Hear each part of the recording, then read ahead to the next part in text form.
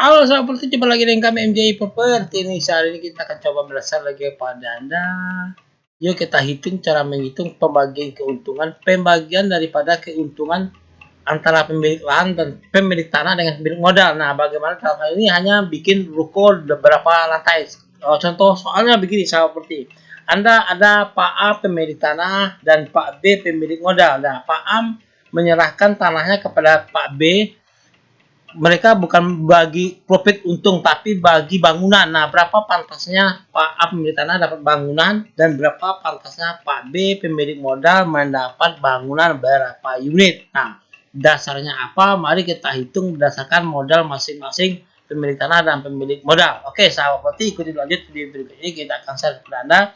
Ini sangat penting dan sangat perlu Anda perhatikan sebagai pemilik tanah dan pemilik modal, supaya tidak ada yang dirugikan. Oke, ikuti terus, salam properti.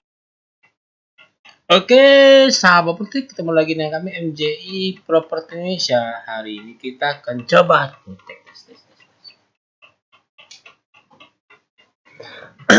tuh, ini lampu. Oke.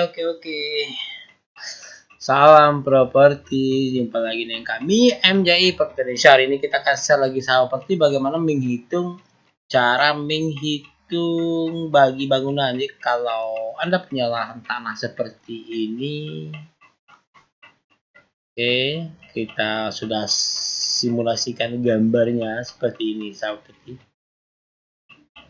Oke, ini adalah lahan tanah yang akan kita kerjakan, yang akan kita review, yang akan kita anggap simulasi tanah ini sahabat properti, luas lahan yang akan kita jadikan ini ruko ya, ruko akan kita akan berbagi bangunan. Kita akan menghitung bagaimana cara menghitung antara pemilik tanah dengan pemilik modal. Nah, bagaimana, jadi bukan hitung bangunan, hitungnya bagi bangunan makanya ya. Jadi berapa pantasnya pemilik tanah dapat, berapa pantasnya pemilik bangunan dapat, dan kita akan menghitung modal masing-masing orang ini. Oke, kita lanjut. Nah, dalam hal ini kita anggap tanah yang akan kita tanah ini dengan luas 20 dikali 20 panjang ke belakang dikali 1, 2, 3, 4, 5. Jadi satu cupping ini 5 meter. Jadi 5 kali 5, 25. Jadi 20 kali 25 ya. Sedangkan bangunan yang kita rencanakan adalah 12 kali 5 meter. Nah, ini ada bangunan. Kita simulasikan ini adalah bangunan seperti ini, 2 lantai. Yang merah-merah ini adalah rencana tanah. Oke. Nah, kita akan masuk ke hitungan Excel seperti apa. Oke. Nah, ini sahabat. Oke. Nah, simulasi hitungan bangunan fisik. Harga tanah dasar 20 kali 25, 20 kali 25, 500 meter persegi dikali 2 juta. Jadi 1 miliar harga tanah. Oke. Nah, harga bangunan ini tanah ini sahabat properti bisa saja sama atau kurang ya. Sedangkan model bangunan ruko 2 lantai kita asumsikan 12 kali 5, 60 dikali 2.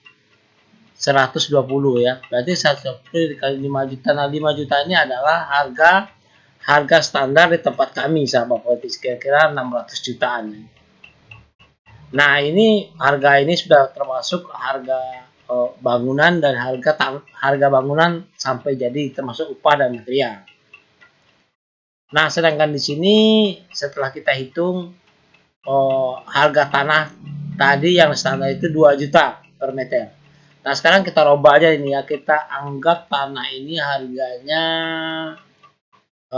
sama dengan bangunan 5 juta karena kebetulan tanahnya terletak di dalam kota ya. 1, 2, 3, 4, 5, 6. Oke. Berarti sama-sama 500 juta seperti. Nah, kalau 500 juta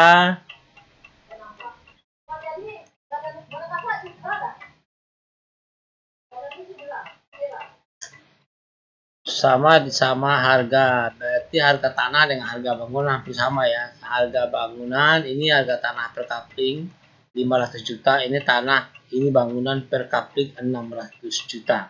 Nah, kira-kira kalau kita bagi begini, pantasnya dapatnya berapa sih yang punya bangunan dengan yang punya lahan, yang punya bangunan dengan yang punya modal gitu. Sedangkan kaplingan 1, 2, 3, 4, 5. Oke. Nah, apa-apa lagi kewajiban sebagai kewajiban daripada yang pemilik tanah.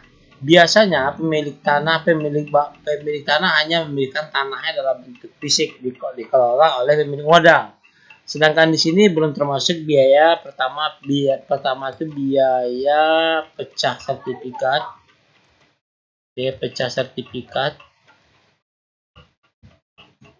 serta biaya IMB ya, IMB, terus ada lagi biaya pembersihan lahan.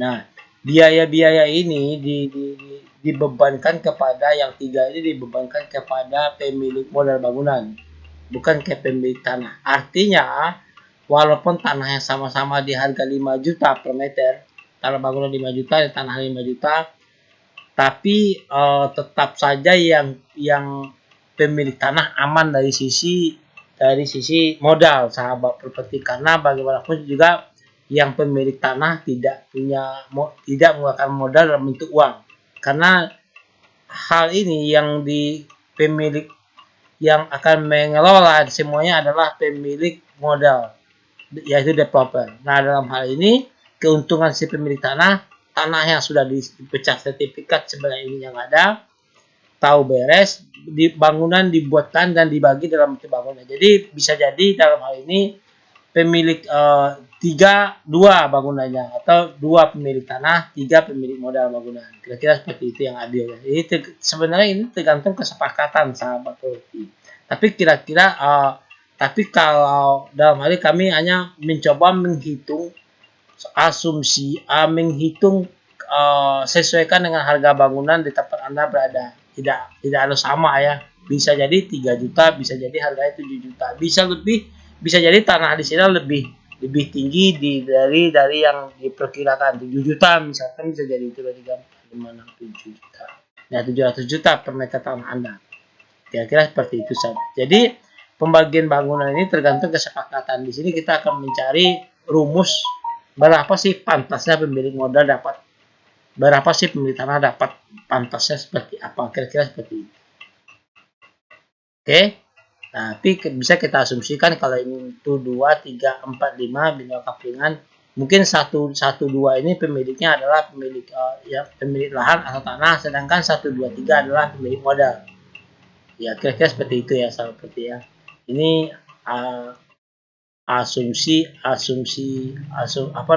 kita menghitung berdasarkan asumsi yang sebenarnya.